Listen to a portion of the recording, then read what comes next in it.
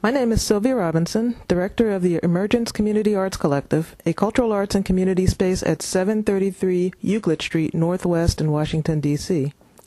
This is a documentary of the Summer Heritage Project, conducted during the summer of 2008 by the ECAC with funding primarily by the Humanities Council of Washington, D.C. This project is an outgrowth of the work on the Georgia Avenue Pleasant Plains Heritage Trail, conducted from September 2007 through June 2008. The ECAC, working in partnership with Cultural Tourism DC and 84 community members, researched the history of Georgia Avenue from the Shaw to the Petworth metro stations. Our efforts resulted in the documentation of over 50 sites of historical interest and a dozen interviews of elder residents and business owners. The Heritage Trail is still another year in the making, but we felt it was important to begin sharing this information with the community, especially the young people who walk by history every day and don't recognize it.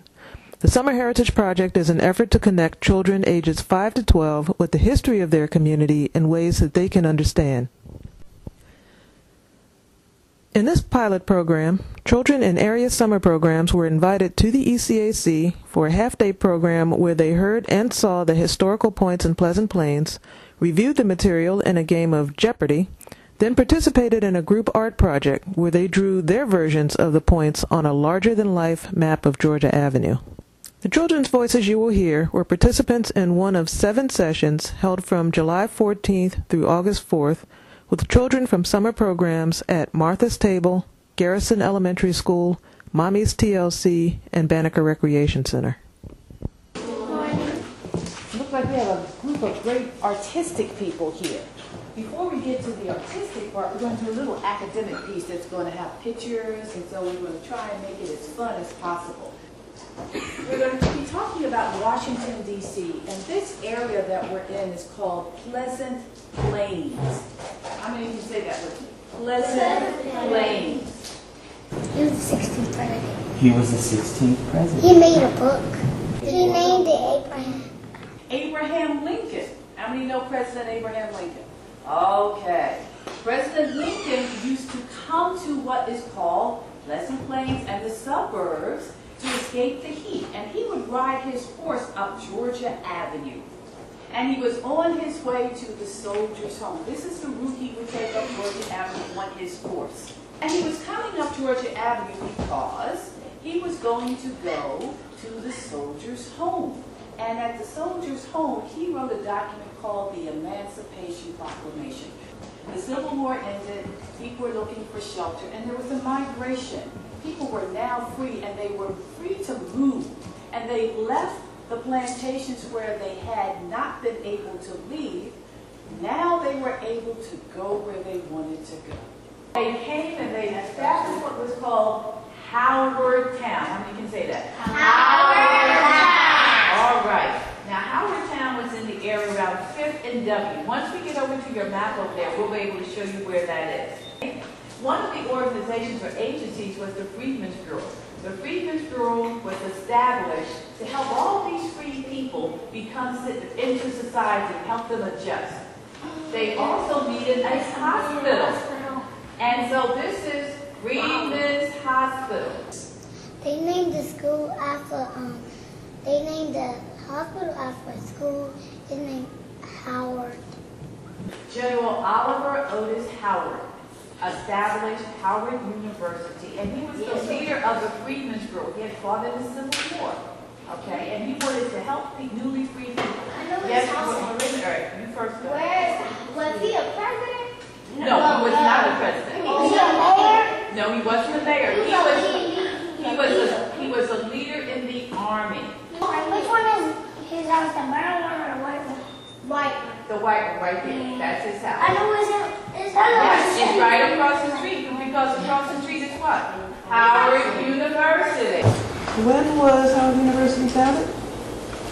1867, after the Civil War, for the higher education of black people. This person helped establish the Red Cross. Dr. Charles Drew. Dr. Charles Drew. Can anybody tell me what the name of the home was that we are sitting in today, what it used to be. What's your name? Naisha? Naisha. Children and women. It was a women's and children's home, but there was a woman who started that women and children's home when it moved here. Her name was Marie Merriweather? Merriweather, yes. I see that place. You seen this place? Me too. Yeah? I live like right beside because I just go down and like look at it. Yeah. There's ducks there now. The best children's lost it. It takes all the dirty water there. The McMillan Reservoir. Okay. Tell me when they completed building the McMillan Reservoir. Completed in 1902. 1902, that's right. And if there was a fire, what do you mean if there's a fire? Fireman. Engine company number 24 was on Georgia Avenue, and they would come and rescue people if there was a fire. This was another thing that they sold on Georgia Avenue. Yes, sir. Cows. Cows, yeah. How long ago was Cowtown around? It existed over 100 years ago. And where was it? Located above Florida Avenue. Now, why did they call it Cowtown? It was called Cowtown because cows were bought and sold there. When you walk through the neighborhood, Pleasant Plains, what could one person smell? Bree. Bread. Where was the Wonder Bread factory located? S Street Northwest and 7th Street Northwest. Okay, what about churches? Well, that's very important. A lot of people went to the Church of God because their founder, the elder Mashore, helped feed people, built houses for them, and even built amusement parks. It looks like Malcolm X. He looks a little like Malcolm X. Then there were other places where students around here and other people would eat. One was Dee's Deli. I used to go to Dee's Deli in the 60s when I came here. The students used to eat there. Okay, this place was a place where students could eat fish, shrimp,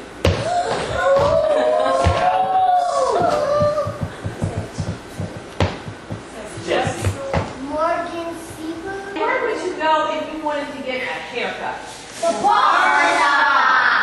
Beauty salon, where women would go, and the Cardozo sisters were very important to this community. Ain't that the school? That is And I correct. live right beside it. Right, Cardozo School is a long high school here in the area. The sisters established a beauty salon where women went and had conversation, had their hair done and nails done and all of that. Look at that. Cortez Peter was the fastest typist in the world. I know who could beat it. Who could beat it? Mr. Fancy. Now tell me when the first giant food opened. Opened in February of 1936 in near Park Road and Georgia. Park Road and Georgia Avenue, that's right. But a lot of people, important entertainers, came to the Howard Theater. Like Duke Ellington played at Lincoln Theater. And during this time, Washington was segregated. So a lot of them stayed at the Howard Theater. They couldn't go downtown and stay in hotels, so they stayed on U Street or Florida Avenue,